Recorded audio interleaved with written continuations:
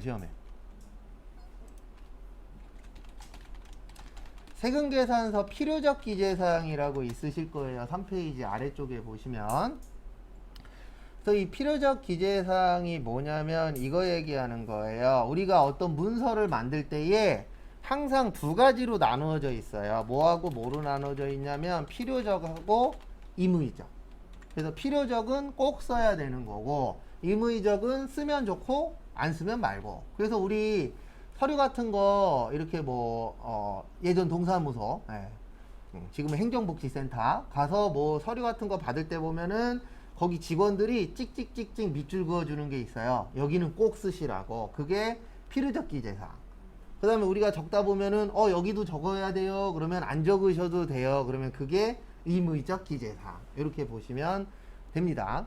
그래서 총 4가지가 있어요. 공급하는 자의 등록번호, 상호하고 이름. 그 다음에 적고 나서 설명드릴게요. 그 다음에 공급받는 자의 등록번호, 작성 연월일, 공급가액과 세액이고요. 시험 문제는 정답으로 요게 제일 많이 나와요. 왜냐면 나머지가 다 공급으로 시작하잖아요. 그래서 여길 공급연월일이라고 잘 줘요.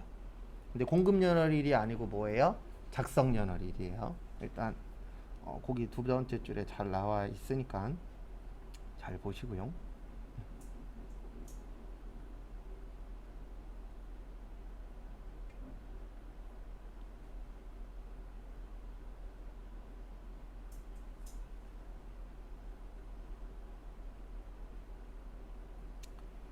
그래서 설명을 좀 드리자면요. 요거 4개가 왜 필요적 기재사항이냐면 이 4개만 있으면 국가에서 세금을 거두실 수가 있어요. 그래서 첫 번째가 공급하는 자의 등록번호. 요게 사업자 등록번호 이야기하는 겁니다. 상호는 회사 이름이고 성명은 누구예요? 사장님이다. 그래서 왜 이렇게 적냐면은 세금계산서는 공급하는 자가 발행해요.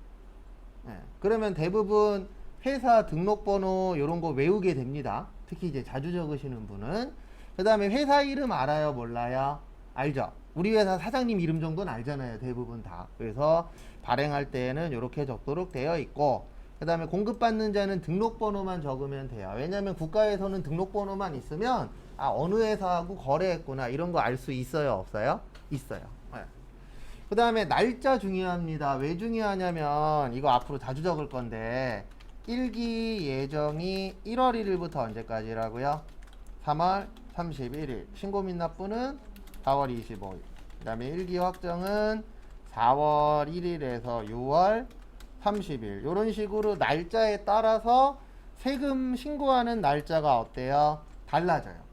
그러면 국가 입장에서는 이런 거를 정해놔야만 세금을 쉽게 거둘 수 있잖아요. 그리고 사업하시는 분들 입장에서는 이렇게 합니다. 대부분. 특히 이제 이건 실무에서 좀 중요한데 3월 31일 날 거래한 거 있죠. 요거는 특히 오전은 그나마 괜찮은데 오후에 3월 31일 날 거래했을 경우에는 꼭 업체에 전화를 하세요. 뭘 전화를 하냐면 오늘 사가신 거 세금계산서 발행해도 돼요? 그러면 크게 반응은 2가지가 있어요. 예, 괜찮아요. 이렇게 얘기하시는 분이 있고, 또 하나는 저희 오늘 마감했는데 내일로 발행해 주시면 안 되세요? 이런 경우가 있어요. 그러면 내일이면 몇 월 며칠로 발행하면 돼요? 4월 1일. 그러면 회사 입장에서는 좋은 거죠. 왜냐면 4월 1일 날 발행을 하면 몇 월 며칠까지 신고하면 돼요? 7월 25일. 근데 3월 31일로 하면은 4월 25일까지죠. 그러면 3개월치 동안 이 내야 되는 세금으로 운영을 할 수 있어요? 없어요? 있어요. 그래서 국가에서는 왜 이런 걸 강제로 해놨냐면 솔직히 세금 내는 사람 입장에서는 빨리 내고 싶지 않아요. 기왕이면 뭐 하고 싶어요? 안 내고 싶어요. 맞죠? 세금 내시는 분들 입장에서 봤을 때는. 그러니까 국가에서는 강제로 정하는 거예요. 그래서 요 4가지만 있으면 세금을 받으실 수 있어요. 그 다음에 공급가액의 뜻은 뭐냐면 부가세 별도. 부가세 별도를 공급가액이라고 그래요. 그래서 공급가액하고 세금이 얼마인지 알면은 이 회사가 어느 회사랑 얼마치를 몇 월 며칠 날 거래했네 라는 걸 알 수 있어요? 없어요? 있죠. 그걸 알 수 있으면은 뭐를 거두실 수 있어요? 세금 걷는 게 가능하죠. 그래서 요 4가지를 필요적 기재사항이라고 하고요. 특히 요거 시험 문제 잘 나와요. 작성을 뭘로 바꾼다고요? 공급으로. 뭐 딴 거 낼 때도 있는데 제일 많이 나온 건 요 파트이긴 합니다. 또 교재는 그렇게 크게 중요하지는 않아요. 그래도 조금은 봐야죠.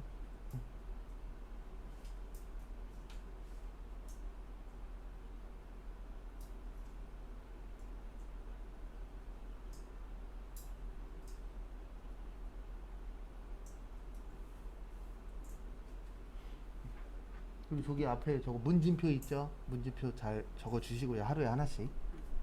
안 적으신 분은 적어 주세요.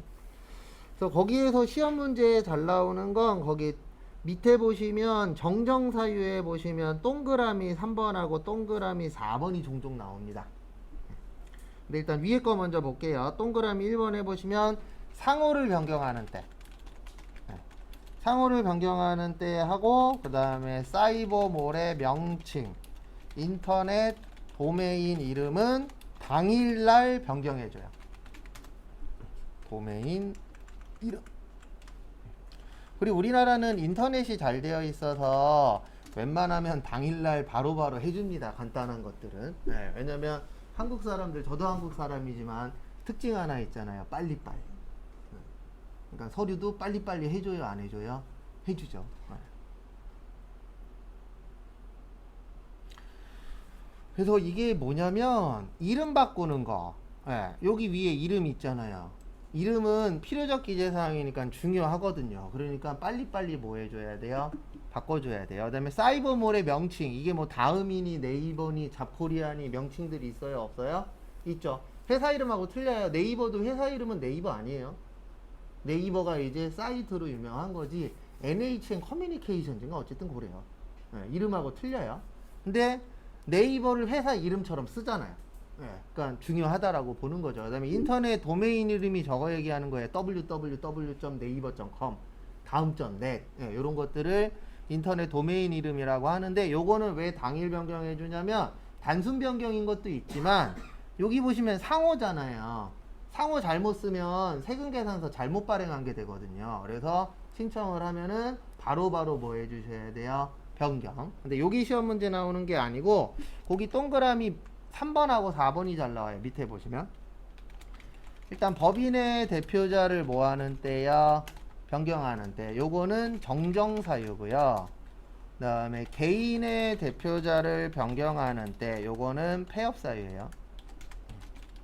일단 적고 나서 설명드릴게요. 그 다음에 상속으로 인하여 사업자의 명의가 변경되는 때 요거는 정정사유고요. 그 다음에 상속 아니지 증여로 인하여 개인 사업자가 문제되는 거예요. 항상 개인 사업자의 명의가 변경되는 때 요거는 폐업사유.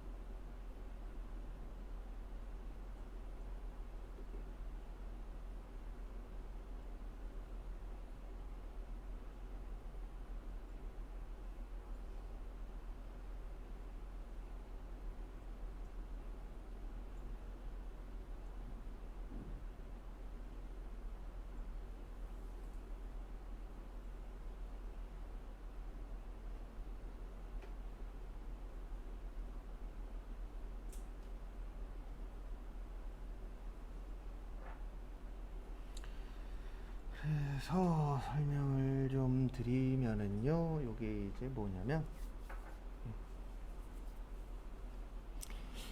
아시는 분도 계시고 모르시는 분도 계실 건데 법인의 대표자는 급여 받아요. 뭐 받아요? 급여. 그래서 요분은 무슨 세네요? 소득세 내요. 그리고 회사는 무슨 세 내죠? 법인세 냅니다.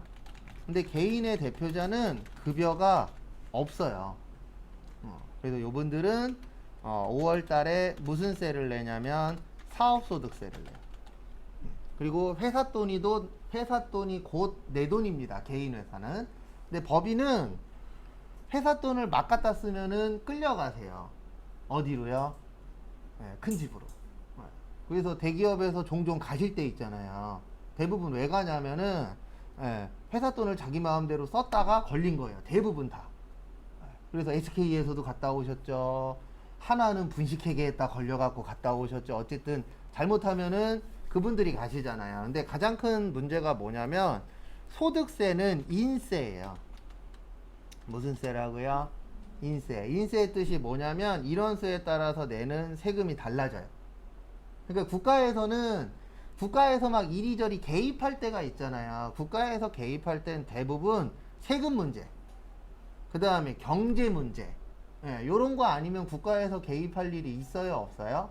없어요. 그래서 보면 아시겠지만 일반적인 작은 식당이나 작은 회사들이 망하는 건 국가에서 개입해요, 안 해요? 안 해요. 근데 대기업들이 망할 때는 망하려고 하거나 문제가 생기면 국가에서도 개입하고 뉴스에도 막 나오잖아요. 그게 왜 그러냐면은 타격받는 규모가 달라서 그래요. 중소기업이 만약에 망했어. 그럼 타격이 한 20명한테 와. 근데 대기업 한 군데가 망하면 최소 몇십만 명한테 타격이 와요. 왜냐면 이게 다 연결이 되어 있으니까. 근데 일단 국가에서 가장 문제가 되는 게 이제 세금 걷는 거거든요. 그래서 인세의 뜻이 뭐냐면 인원수가 많으면 세금을 적게 내요. 왜냐면 소득세를 만들 때 어떻게 만들었냐면 이렇게 만들었어요. 가족이 많아. 그럼 돈이 많이 필요해. 그러니까 세금을 적게 내자. 혼자 살아. 그래도 돈은 많이 씁니다. 돈을 적게 쓴다라는 게 아니에요. 세법을 만들 때 혼자 살면 그래도 가족이 많은 사람들보다 뭐 할 것이다? 덜 쓸 것이다. 그러니까 뭐 하자? 세금을 더 내자. 그래서 매월 2월 달에 올해하고 작년에는 코로나 때문에 이 기사가 안 떴는데 만약에 코로나 잠잠해지면 1월 달에 꼭 이런 기사가 떠요. 이거는 제가 봤을 때 기자들이 거의 다 창작해 놓은 거예요. 뭐라고 뜨냐면은 왜 혼자 사는데 세금 많이 내야 돼요? 이렇게 떠요. 이건 제가 한 얘기 아니에요. 예전에 TV에서 어떤 분이 어떤 얘기를 했냐면 아마 그런 글을 쓰는 기자가 혼자 사는 걸 것이다 라는 식으로 한번 TV에 나와서 얘기한 적도 있어요. 근데 실제 그런 내용으로 떠요. 나는 혼자 살고 열심히 적금도 하고 돈도 모으는데 왜 세금 내야 돼? 이게 요즘 뉴스에서 나오는 내가 집 사갖고 돈 벌었는데 왜 세금 내야 돼? 랑 똑같은 말이에요. 원래 부동산법을 만들 때에는 이익이 나면 거기에 대해서 뭐를 걷자? 세금을 걷자. 그러니까 다 만들 때 뭔가 만든 이유가 있잖아요. 근데 보면은 기자들은 꼭 그 이유는 빼고 뭐만 하냐면은 호도만 해요. 그러니까 무조건 지금 하고 있는 건 잘못된 거야. 근데 지금 걷고 있는 세금이 몇십 년 전부터 외국 같은 경우에 몇백 년 전부터 몇천 년 전부터 뭐를 했었던 거예요? 걷었던 거죠. 근데 어쨌든 이게 인세가 이제 사람에 대해서 내는 세금인데 국가에서는 이게 문제가 되는 거예요. 법인은 사장님이 바뀌어도 법인세 내는데 문제가 없어요. 왜냐면 법인세는 인세가 아니거든요. 근데 개인 회사는 사장님이 바뀌면 문제가 생겨요. 어떤 문제가 생기냐면 원래 그 원사장님이 혼자 살았어. 그러면 세금을 뭐 해야 돼요? 많이 내야 돼. 근데 새로운 사장님이 왔는데 가족이 5명이야. 그러면 세금을 많이 내요? 적게 내요? 적게 내요. 그리고 국가에서는 이게 문제가 되는 거예요. 왜 문제가 되냐면 사장님이 바뀌는 것까지는 상관없어요. 근데 뭐가 문제가 되는 거예요? 세금 걷는 게 문제가 되는 거죠. 만약에 이런 걸 냅두면 세금 낼 때마다 사장님들이 계속 바뀔 거예요. 뭐 덜 내려고요? 세금 덜 내려고. 그래서 형평성을 위해서 이런 거는 인정을 못 하겠다. 너 폐업하고 다시 개업해라. 이렇게 만들어 놓은 거예요. 무슨 문제 때문에? 형평성 문제 때문에. 그 다음에 이것도 똑같아요. 상속은 돌아가신 다음에 받는 건데 상속받는 거는 개인이든 법인이든 상관이 없어요. 왜냐면 상속받는 사람이 그 전 사람과 관련된 돌아가신 분 관련된 모든 세금도 납부를 해야 되거든요. 그러니까 상속받으면 내가 내야 될 국가 입장에서는 차이가 있어요, 없어요? 없어요. 근데 요거는 또 문제가 되는 거예요. 뭐요? 증여. 상속하고 증여의 차이가 뭐죠? 상속은 가신 다음에 받는 거고 증여는요 살아계실 때 받는 거죠. 그러면 이것도 또 문제가 되는 거예요. 왜냐면 증여 주신 원사장님이 혼자 살았어. 근데 그 자녀는 예, 가족이 5명이야. 그리고 국가에서 세금 걷을 때 많이 걷어요, 적게 걷어요? 적게 걷죠. 예. 그래서 대부분 보면은 돌아가실 때까지, 요번에 그 삼성도 비슷했죠. 삼성도 돌아가실 때까지 물려주진 않았잖아요. 맞죠? 예. 근데 그게 왜 그러냐면 세금 문제도 있어요, 없어요? 있어요. 예. 그리고 삼성 같은 경우에는 마무리 작업이 안 됐죠. 이걸 이제 누가 갖고 갈 거냐, 누구가 주로 이제 운영을 할 거냐, 이런 부분들까지 어느 정도 정해 놓고 이제 가신 거죠. 예. 그래서 한 3년 전인가 이런 뉴스 나온 적도 있었어요. 그때 참 놀랬었는데, 요번에는 그 효과가 적었었는데 3년 전인가 2년 전에 이게 뉴스에 뜬 적이 있었어요. 이건희 죽었다. 예. 근데 누군가가 이제 가짜로 이렇게 흘린 거라고 해요. 근데 그때 뭘 느꼈냐면 사람이 죽었는데 주식값이 올랐어요. 그때 올랐어요, 진짜. 요번에는 그렇게 크게 방향성은 없었어요. 왜냐면 삼성전자 주식이 오를 대로 오르는 상태였었고, 근데 그 당시에는 어쨌든 사람이 죽은 다음에 주식값이 올랐어요. 그래서 사람이 죽으면 주식값이 오르나? 라고 생각한 적이 한 번 있었어요. 근데 어쨌든 증여라는 거는 살아계실 때 뭐 하는 거예요? 받는 거예요. 그러면 어떤 문제가 생기냐면은 개인 사업자로서는 내는 세금이 변동이 뭐 한다고요? 생겨요. 왜냐면 인세기 때문에. 그래서 이럴 경우에는 정정 사유가 아니고 무슨 사유예요? 폐업 사유예요. 근데 우리 다 똑같아요. 뭐가 다 똑같냐면은 나는 이런데 저 사람은 혜택 받네. 그러면 좋아요, 싫어요? 싫어요. 그래도 식당 하시는 분들이 제일 싫어하시는 분이 누구라고요? 식당 하는 사람이 제일 싫어하는 사람, 노점상. 진짜 싫어해요. 아마 그분들한테 욕하라 그러면 몇 박 며칠은 할걸요? 왜 싫어해요? 나는 임대료 내는데 저 사람 일단 임대료도 안 내. 나는 카드로 해갖고 세금 다 되는데 저분들은 현금만 받아. 맞죠? 그래서 노점상 하시는 분들을 안 좋아해요, 식당 하시는 분들. 그래서 저도 예전에 친구놈이 식당 할 때 밥 먹으러 한번 갔다가 그때 이제 TV에 뉴스에 잠깐 노점상 얘기가 나왔어요. 그랬더니 친구놈이 욕을 한 5분 정도 하더라고요. 근데 그럴 수밖에 없어요. 왜냐면 나는 버는 만큼 세금 내는데 저 사람들은 버는 만큼 세금을 안 낸대. 그러면 좋아할 사람 있어요, 없어요? 없죠. 그래서 이것도 어떻게 보면 다 형평성을 맞추기 위해서 하는 거예요, 국가에서. 참고하시고. 그 다음에 교재는 289페이지인데요. 거의 그냥 암기할 거랑 기억해야 될 것들 위주로만 정리를 해드릴 거예요. 요거는 쪽지 시험 볼 겁니다. 추후에, 요번 주에 재화의 공급이라고 있어요. 뭐의 공급이요? 재화의 공급. 그래서 총 3가지가 있습니다. 재화의 공급이 아니고 죄송합니다. 과세거래.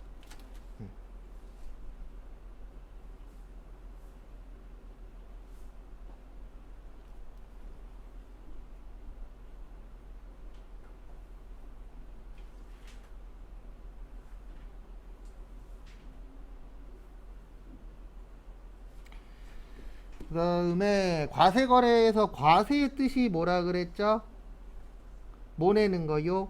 세금 내는 거. 그래서 재화의 공급, 용역의 공급, 재화의 수입.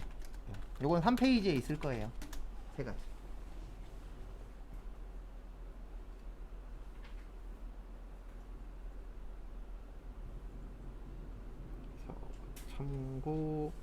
참고하시고요. 그래서 재화라는 게 뜻이 뭐냐면 재산적 가치가 있는 유체물과 뭐요? 무체물. 그 다음에 공급 그러면 그냥 간단하게 사고 판다라고 생각하시면 돼요. 그래서 물건을 사고 팔면 뭐 내야 된다? 세금 내야 된다. 기본이잖아요. 우리가 거래가 있으면 세금 내자. 그 다음에 용역은 이렇게 생각하시면 돼요. 재화가 아닌 거. 대부분 서비스하고 관련이 많아요. 용역 그러면. 그래서 우리 보면은 용역 업체들 있어요, 없어요? 있죠. 대표적으로 인력사무실 같은데. 그래서 직업소개소. 요런 데들이 일명 용역 업체죠. 참고하시고. 그래서 뭐를 좀 보셔야 되냐면 거기 289페이지 아래쪽에 보시면 당구장 표시에 토지는 면세라고 되어 있고요. 그 다음에 어음, 수표 등 화폐 대용 증권과 상품권, 주식, 채권 등은 재화로 보지 않는다 라고 있죠. 거기 아래쪽에 보시면 거기 밑줄만 치시면 돼요. 그래서 이게 무슨 뜻이냐면 우리 어음이나 수표 쓰잖아요. 그러면 거기에는 세금이 붙지 않습니다. 그래서 세금이 안 붙어요. 그 다음에 상품권 써본 적 있어요? 없어요?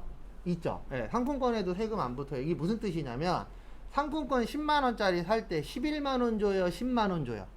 10만원 주죠. 그럼 이걸 내가 가지고 물건을 살 때 그 물건 가격 안에 부가세가 붙어 있는 거지 상품권 자체에는 세금이 안 붙어요. 주식도 똑같아요. 만약에 내가 10만원짜리 주식을 사면은 10만원이지 11만원 안 줍니다. 부가세가 붙으면 얼마를 줘야 돼요? 11만원 줘야 되죠. 그래서 이런 것들은 재화가 아니다. 그래서 결론은 뭐 안 낸다고요? 세금 안 내요. 그 부분 참고하시고. 그 다음에 나머지는 필요 없고요. 290페이지 간주공급의 별표 3개. 중요한 파트 중에 하나입니다.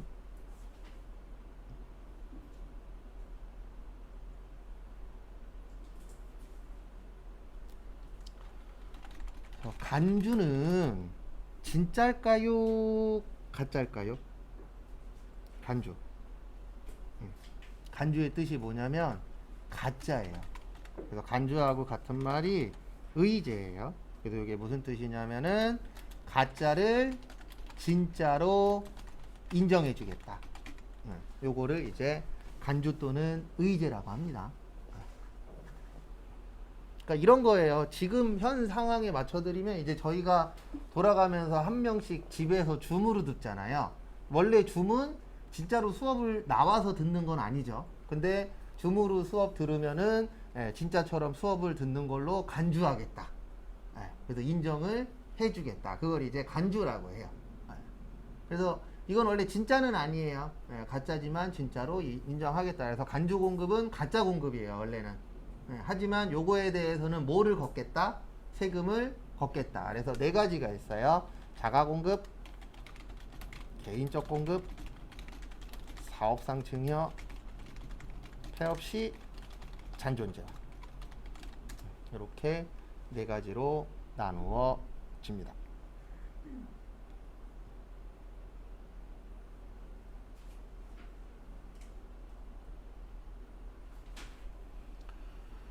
그래서 이게 뭐냐면은요, 첫 번째로 자가. 우리 자가의 뜻이 뭐죠? 자가. 자가가 내 거예요. 맞죠? 그래서 회사 내부적으로 쓰는 걸 자가 공급이라고 해요. 그래도 우리가 어렸을 때 학교 다닐 때 집이 자가냐 타가냐 이런 거 있잖아요. 그래서 자가는 이제 내부적으로 사용한다. 이렇게 보시면 돼요. 그래서 거기 290페이지에 보시면 면세사업의 전용. 요건 무슨 뜻이냐면 우리가 과세가 있고 면세가 있습니다. 과세는 세금을 내는 거고 면세는 세금을 안 내는 거예요. 그러면 어떤 문제가 생기냐면 여기 잠깐만 보세요. 우리 납부세액은 이렇게 구해요. 어떻게 구하냐면은 매출세액 마이너스 매입세. 되게 단순해요. 이게 다예요. 부가세는 매출세액 구하고 매입세액 구해서 2가지를 더해요. 빼요?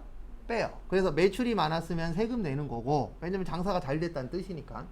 그 다음에 매입이 많으면 돌려받는 거예요. 왜요? 장사가 안 됐으니까. 이렇게 좀 단순합니다. 뭐 딴 건 없어요. 그래서 자가공급은 이제 면세 사업에 모여 전용이라고 하는데, 문제는 뭐냐면 세법 공부할 때는 국가 입장에서 보셔야 돼요. 누구 입장이요? 국가 입장. 그리고 국가 입장에서는 일단 살 때 매입세액 빼줬잖아요. 맞죠? 그러면은 이 물건을 팔아서 얘를 만들어야 돼요. 무슨 세액을요? 매출세액을. 근데 면세라는 건 세금 낼 게 있다 없다? 없다. 그러면은 매입세액은 뺐는데 매출세액은 없어. 그럼 국가 입장에서는 플러스예요? 마이너스예요? 마이너스야. 이거 인정하겠다 못하겠다? 못하겠다 라고 되어 있는 거예요. 그래서 매입세액을 뺐으면 매출세액을 만들란 얘기예요. 그래서 뭐를 내라? 세금을 내라 라고 되어 있습니다. 그래서 면세사업에 쓴 건 안 돼요. 왜냐면 뭐를 안 내기 때문에 세금 안 내잖아요. 그러면 이거 인정해줘 버리면 어떤 문제가 생기냐면 이런 문제가 생겨요. 살 때는 매입세액 빼고 팔 때는 세금 안 내고 그러면은 이거 사업하는 사람 입장에서는 유리하겠죠. 맞죠? 근데 그렇게 되면은 누가 불리해줘요? 국가가. 예. 그래서 어떻게 보면 간주공급이라는 거는 형평성을 맞추기 위해서 하는 거예요. 왜냐면 우리나라 사람들이 이렇게 하면 세금 안 낸대 아는 순간 다 해요 안 해요?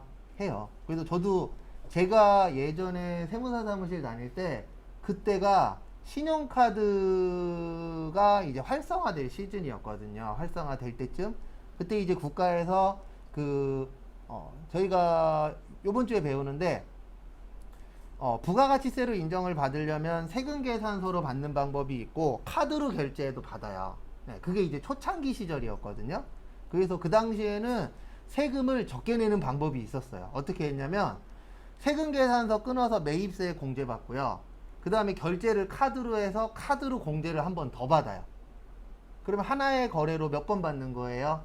2번. 요게 1년 동안 유행했었어요.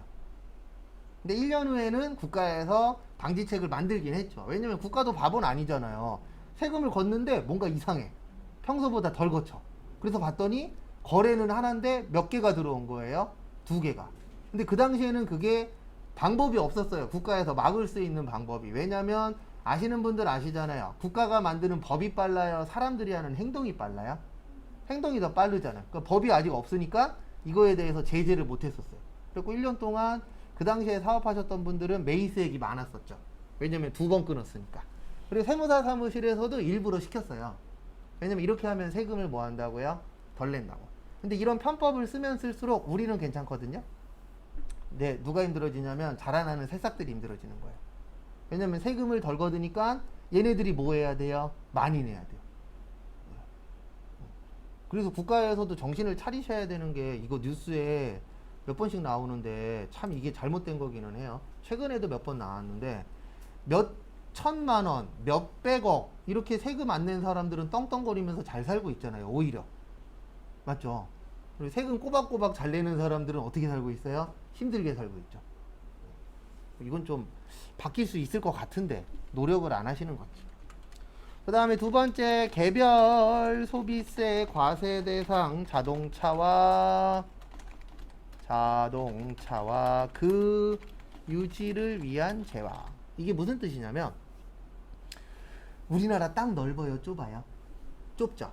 네. 기름 나요, 안 나요? 안 나죠. 그러면 승용차가 많아야 돼요, 적어야 돼요? 적어야 돼요. 이거 승용차 관련된 거예요. 요게 무슨 말하고 똑같냐면 비영업용 소형 승용차라고 있어요. 그래서 1000cc 이하는 괜찮아요. 우리나라 법으로 1000cc까지를 무슨 차라 그래요? 경차라 그래요.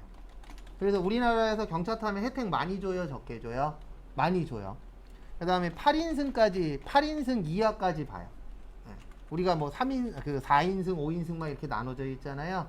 8인승 이하까지 승용차로 인정이 돼요.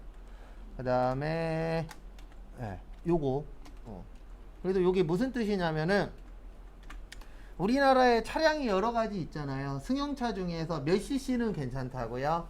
1000cc까지. 작은 차는 괜찮은데 대부분 1000cc보다 크죠. 요즘 들어서 느끼는 게 뭐냐면 저도 운전을 하는데 가면 갈수록 경차 보기가 힘들어요. 오히려 요즘에 경차 보는 것보다 외제차 보는 횟수가 더 어때요? 많아요. 진짜. 근데 국가도 이렇게 해갖고는 승용차 대수 못 줄여요. 줄이려면 방법은 하나 있어요. 세금을 와장창창 때려버리는 거죠. 근데 해요, 못해요? 못해요. 그거 왜 못하냐면은요, 자동차 팔아서 나오는 세금 어마무시하고요. 그 다음에 자동차 끌고 다니려면 뭐 넣어야 돼요? 기름 넣어야 되죠. 기름에서 나오는 세금도 거의 몇 조씩 들어오거든요, 1년에. 국가가 제재를 못해요. 원래 국가가 제일 먼저 제재해야 되는 건 저거예요. 신용카드 사용액을 줄여야 돼요.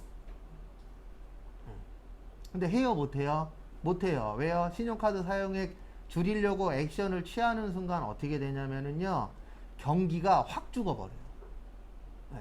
근데 신용카드 사용액 줄이는 방법 있어요. 딱 하나. 연말정산할 때 신용카드 공제 받죠? 받아요, 안 받아요? 받죠? 그거 원래 옛날에 없어졌어야 되거든요.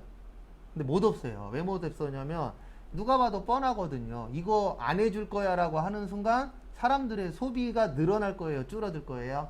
줄어들 거예요. 지금 안 그래도 소비 안 돼서 난리잖아요. 원래 과거에 없어졌어야 되는데 계속 연장이에요. 참고로 올해까지인가 내년까지인가 그러거든요. 신용카드 공제가 연말정산 때 100%또 연장될 거예요. 왜냐면 바보가 아닌 이상은 이거를 없애면 소비가 줄 거라는 건 뻔할 뻔짜잖아요. 왜냐면 현금 들고 다니는 사람 얼마나 돼요? 많지 않죠. 근데 어쨌든 우리나라에는 뭐가 안 나온다고요? 기름도 안 나고 땅도 적어요. 그러니까 자동차 관련돼서 혜택을 많이 주지 않아요. 법에서도. 법에서 싫어하는 차 중에 하나가 승용차예요. 화물차나 이런 건 괜찮아요. 그 먹고 살기 위한 차니까. 근데 승용차 관련돼서는 좀 싫어합니다. 그래서 이게 무슨 뜻이냐면 이런 경우에요. 만약에 우리 집이 우리 회사가 타이어 파는 회사예요. 뭐 팔아요? 타이어. 근데 사장님이 운전을 하다가 타이어가 펑크 났어. 그럴 수 있어요? 없어요? 있죠. 그러면 회사 끌고 오시면은 회사에서 무료로 뭐 해주죠? 교체해주죠. 이거 교체하고 사장님한테 돈 달라고 하면 혼나잖아요. 그래서 무료로 교체를 해줘. 그래도 국가에서는 뭘로 보는 거냐면 너네 그거 타이어 교체했지? 근데 승용차잖아. 그러니까 팔았다라고 생각하고 뭐 내래요? 세금 내래. 라고 되어 있어요. 요건 나중에 외우고 문제 많이 나와요. 그 다음에 판매 목적 타사업장 반출이라고 있는데 요거까지만 설명하고 쉴게요. 이건 무슨 뜻이냐면 본지점 간의 거래예요. 간단하게 설명드리면.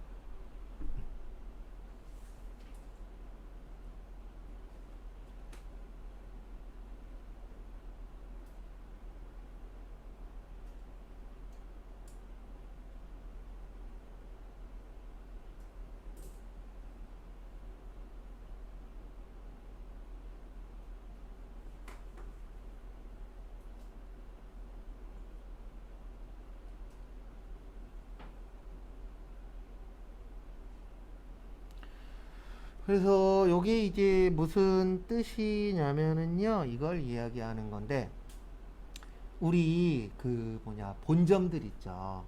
본점에서 지점으로 물건 보내주죠. 맞죠?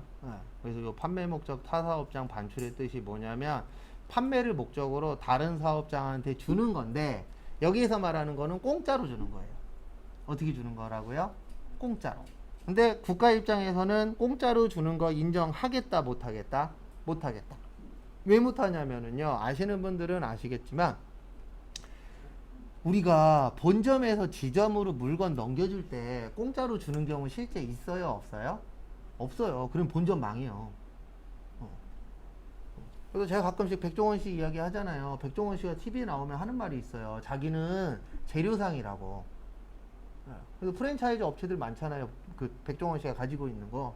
그럼 거기에 이제 개설하신 분들한테 그분들한테 뭐를 파는 거예요? 재료를 파는 거예요. 실질적으로.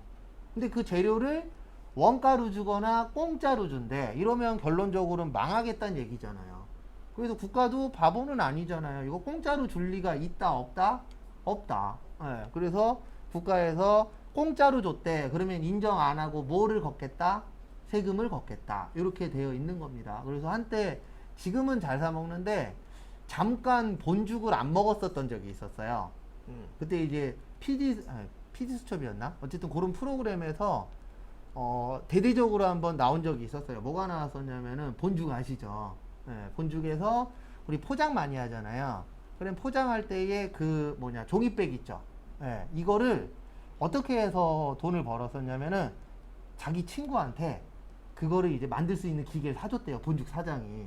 그래서 너 사장해 라고 해놓고 앉혀놓은 다음에 비싸게 팔아먹은 거죠. 대리점들한테. 프랜차이즈 거기한테. 그 다음에 또 얘기가 나왔었던 게 맛은 있어요. 확실히. 본죽 사면은 제일 맛있는 반찬 중에 하나가 장조림 있잖아요.